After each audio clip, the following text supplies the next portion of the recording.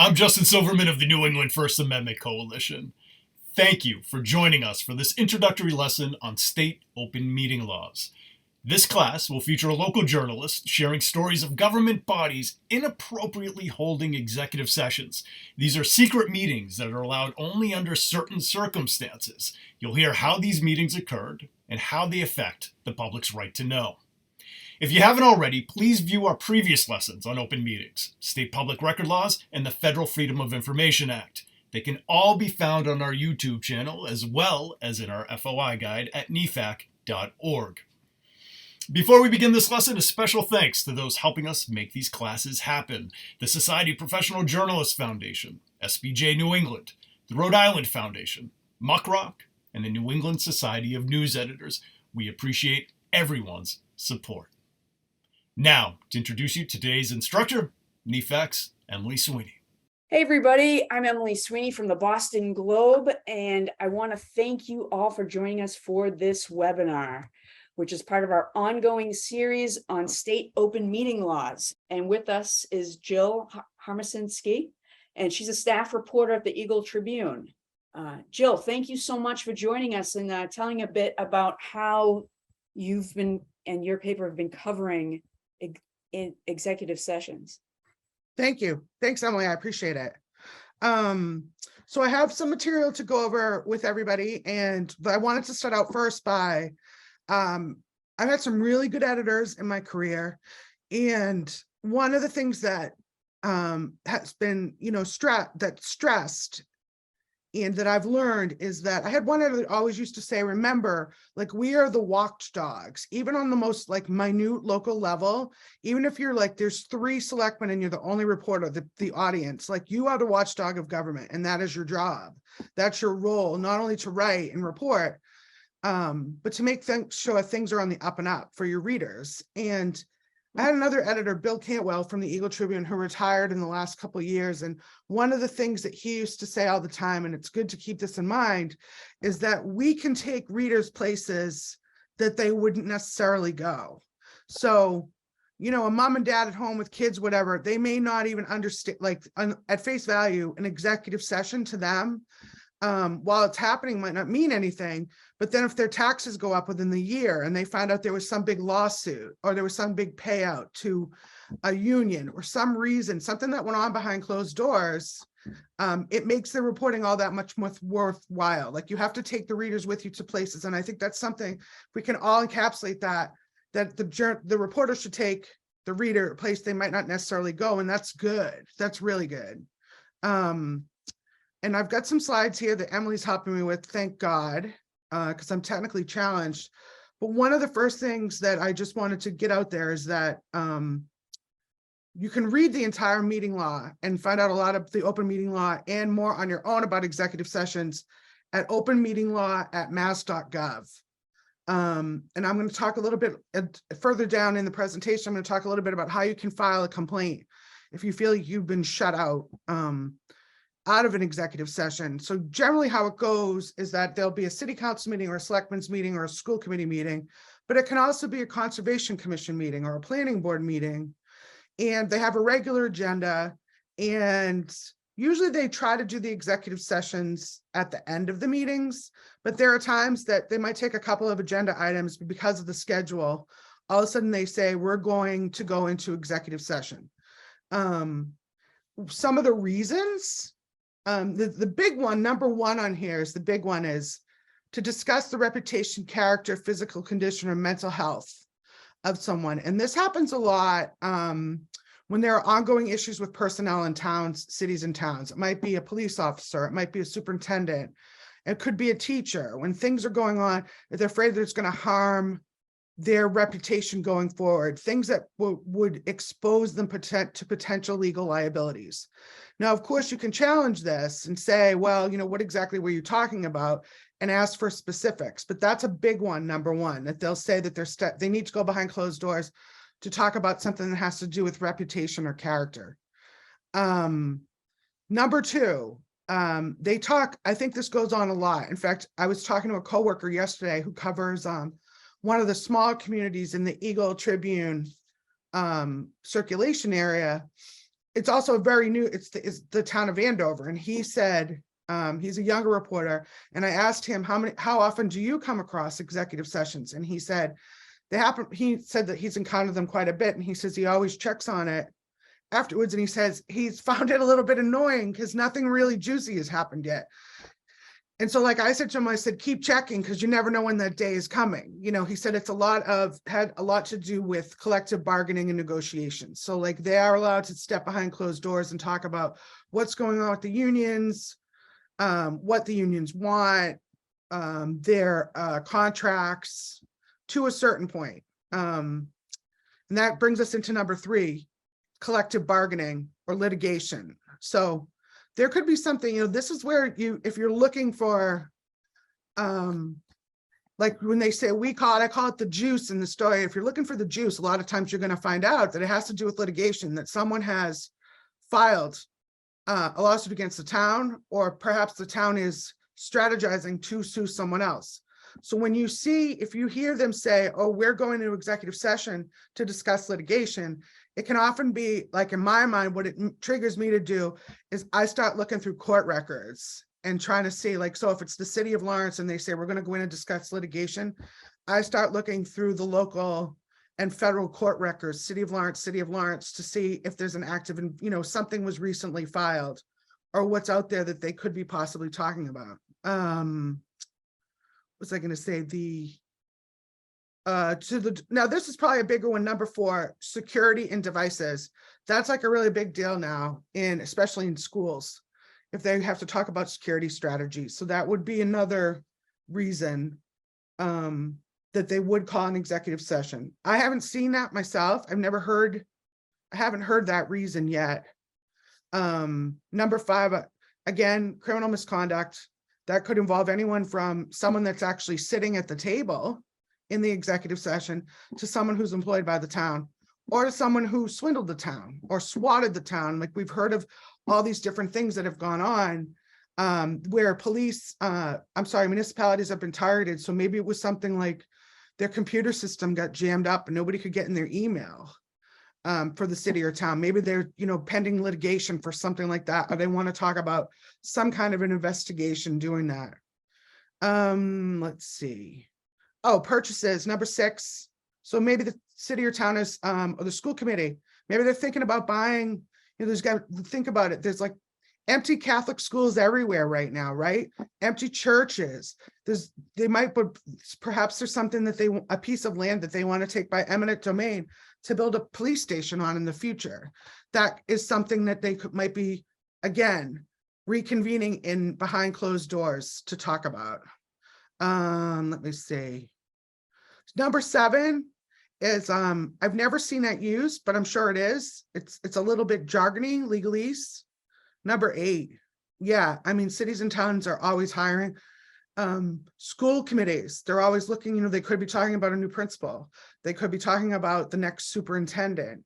There's a lot of hiring and firing that goes on within city and towns when you think about the amount of people that they employ, both on the municipal side and on the school side.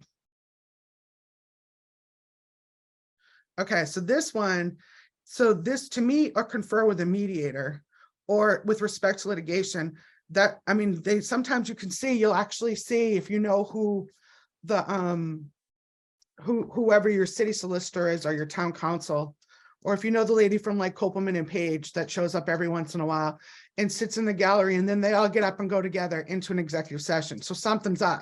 They're talking about something. You might find out later down the road when you know, put the work in, that it was something that, you know, is seemingly minute, but it could be newsworthy. So it's always good to follow up. And 10, that's another one. I have to say that that's trade secrets or confidential, competitively sensitive or proprietary information. Like, I guess number 10 you could probably use for a lot of things.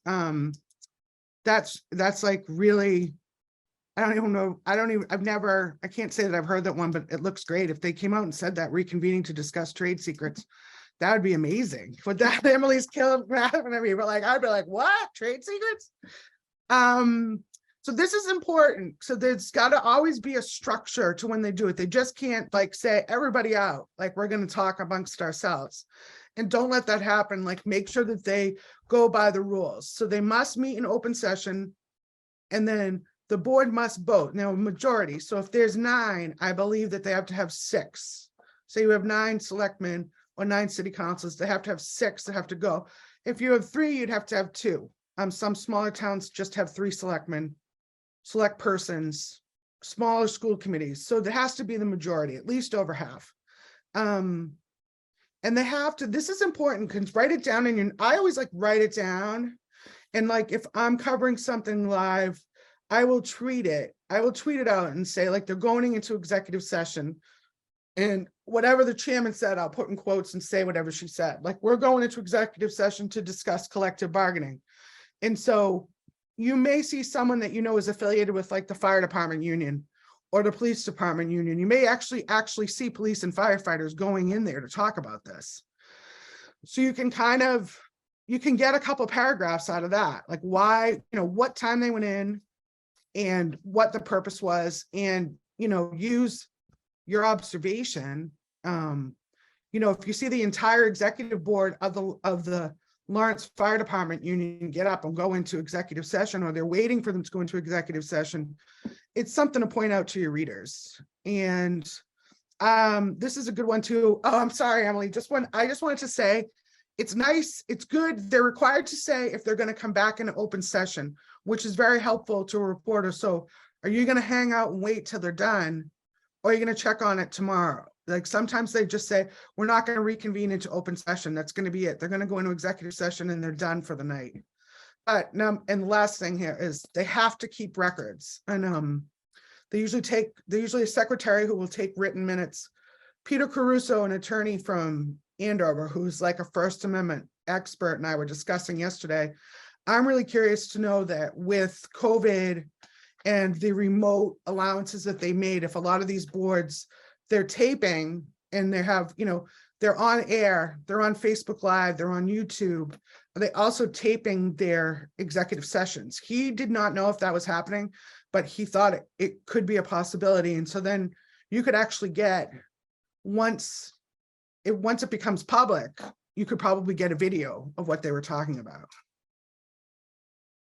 Okay, so if you're gonna file a complaint, if you think something's going on, you think that you've been, you know, basically that they have been in executive session and it doesn't fall under any of those 10 things that I previously talked about. If they're not discussing someone's character, reputation, they're not talking about like where security devices are going to be put at the high school. If you think they're just in there, you know, talking about what they're going to have for dinner at their Christmas party, or they're talking about something completely different, and you think that you've been shut out of some information, you want to go through the Attorney General's office to file your complaint.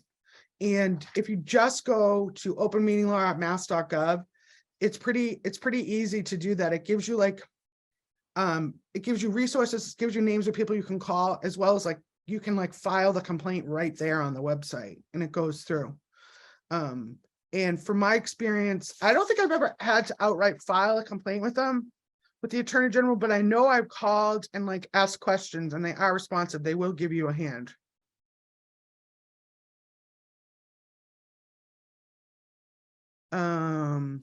The other thing is, okay, so this, I found this helpful too. When you go on to the Attorney General's website, a part about the open meeting law and executive sessions, there is a tab on there that tells you like what they've, previous complaints and what their rulings have been. And it also goes through like in I believe it was in 2021, they had 406 open meeting law complaints. And some of them are about executive sessions. So you can go through and look at that report from, you know, 2021 or whatever, and it might have language that applies to what you're going through. So you can do some of the work on your end yourself of trying to, you know, file this complaint with the city or town that you believe has wrongly shut you out of a public meeting. Okay, so this is an important story that I wanted to point out. So last year in 2021, this story is about from 1 year ago. There was an issue in Danvers, Massachusetts, where the Eagle-Tribune and the Salem News. The Salem News really had the lead on this, and the Eagle-Tribune was back up. There was an issue where there was some members of a hockey team had felt that at least one boy had felt that he was hazed, and the actual incidents had happened previously in previous years. But as the stories moved forward and more was written, and kind of like more light was shined onto the issue, there was at least one school committee member who really thought that action needed to be taken immediately against the school superintendent, Dr. Lisa Dana. And they decided, the school committee decided that they were going to meet and have an executive session. Paul Layton, who's a reporter for the Salem News, a veteran reporter for the Salem News, I thought he did a great job on this story, because we knew up front they were going to have a meeting, and we knew walking into it, that they were going to go into executive session. So in his story, he talks about how they went into executive session regarding the future of the superintendent, and they were behind closed doors for 90 minutes. And then he speaks like, so when he gets the reader into the executive session by saying, they go into the executive session, they were in for 90 minutes. You can see from the slide, this was taken, a photo that was taken that ran in the Salem News and the Eagle-Tribune. These are all the school committee. If you're looking, this is the photographer for North Boston Media Group looking through the windows of the executive session, taking pictures of literally the school committee members, meeting behind closed doors. Now, everywhere, every time you turn on, pretty much you turn on the TV right now, you look on social media, everybody's talking about transparency and accountability. And this kind of reporting, it keeps people transparent and accountable. It's like, you want to meet behind closed doors, that's great, but we're going to be standing outside taking your picture while you're doing it. It's good. It's aggressive reporting. It's good. So Paul, the school committee member, they meet 90 minutes. Paul stops the school committee chair, the school committee chairman on the way out and says, what was happened? Did you guys take any vote? Did anything? And the chairman says there was no change of personnel, but some of the questions he asked, so basically puts it right on him. Did you guys take a vote in executive session? And then, so could you say, was there any motion placed to put her, were there any, motions on the table? And he explains in the story, it was held in a small room. What was the, what was it, he says what was the discussion amongst the committee members during the executive session? The chairman replies, on the whole, positive. So you're still building this picture. It's still a secret meeting behind closed doors about the future of the superintendent. But now we know it had, he said, on the whole, positive. Yes, it's one person's opinion, but you're still building this picture.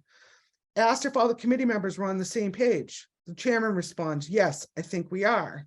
We are committed to doing our part to help the community heal from the events that have occurred or are alleged to have occurred. So you're still advancing the story, even though you weren't let into a meeting and you stood outside for 90 minutes. It's it's not, it ends up being a great story because you put the effort into it to show the reader, again, you took them to a place that they wouldn't necessarily go.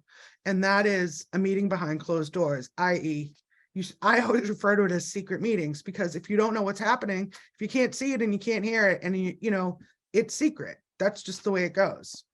So this is the next thing, unraveling the executive session. This is where you can really get into some grit, but so every single person that was in that room. And so maybe they meet at night. So you get right on the horn the next morning and you start calling, you call every selectman, hey, what went on? What went on in there? What were you guys talking about? No one, it's hard for people to keep secrets. So, and a lot of times people don't like to keep secrets. And if something's going on, they probably want to tell you. So keep calling. They might not want to go on the record in the newspaper, but they may tell you exactly what happened and what's going on going forward. So at least you've kind of you've basically taken some of the secret out of the meeting. Now you know what's up. Again, if they say collective bargaining or negotiations underway, hit up the union, call the president. I mean, on a lot of unions have business managers, and that's their professional job to run these unions and keep union members happy. And trust me, if things aren't going their way, these union business managers, they'll call you. So call them, like get ahead of it and say, so what was going on in there? Are you guys looking for a raise? You know, an increase in benefits, increase in vacation time, like throw a whole bunch of things, just have a conversation. And sometimes that can put you in the right direction with your story. I like these slides. Okay, so this is, again, a point back to Paul's story, covering the executive session like a news story, like make that's your story.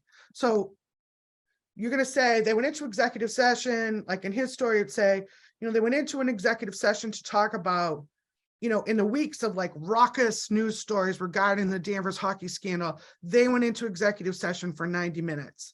Like bring that intrigue, bring that secrecy right to the reader in your story. Say who was in the meeting, say who was standing outside with you, say who was, right down to the minute, like he says in this, it was a 90-minute meeting. If they're in there for 4 hours, they're in there for 4 hours. I mean, they might be in there for 10 minutes. You never know, but all those little details builds a bigger and bigger story. An editor said to me that one of the ways that you can unravel executive sessions or prevent them from happening with frequency is to have a presence at meetings. Go in person if you can. Now you can show up online, like remotely. If you can't get there, watch them. They're a lot of them now are taped and they're on YouTube afterwards. So watch them and then call around and ask some questions. So again, that transparency and accountability is like number one, like so that everybody, if they say they want to be transparent and they want to be accountable, like hold them to that. And okay, so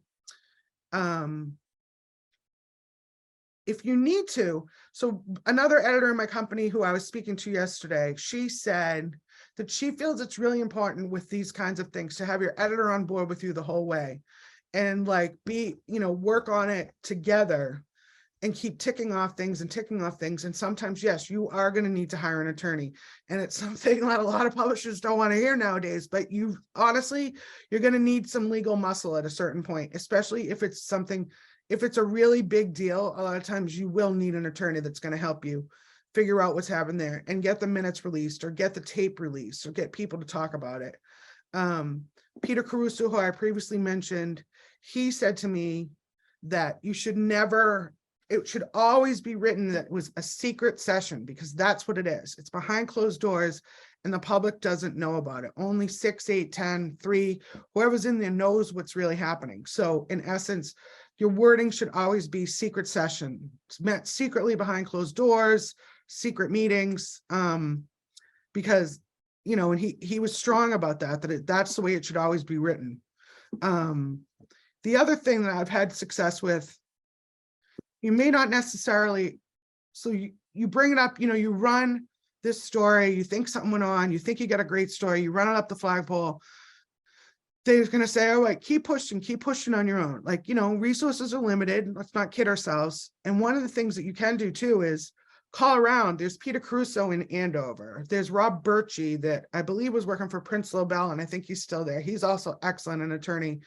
Jonathan Albano, who is out of Boston, who I believe works a lot with the Globe Spotlight team. If you're doing a story, call them for a comment. Like call them like you're not, be right up front. Say you're not, I would like to quote you in a story that I'm doing about executive sessions. And they, a lot of times call Justin Silverman at NEFAC, at New England First Amendment Coalition, get as many people.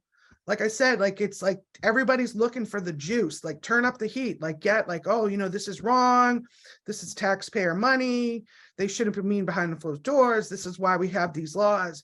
And keep explaining to the reader, even like, don't feel like it's redundant, but explain to the reader why it's so important that we all know what's going on behind closed doors.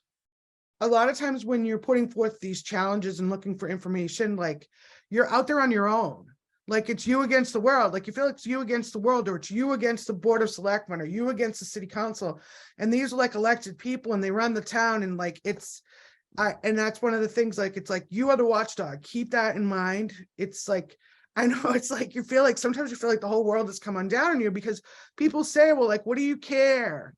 Like this, we're doing official business, like blah, blah, blah, blah. And like I always say, well, you know what? It's taxpayer funded, so we should talk about it. Everybody should know. What is that thing?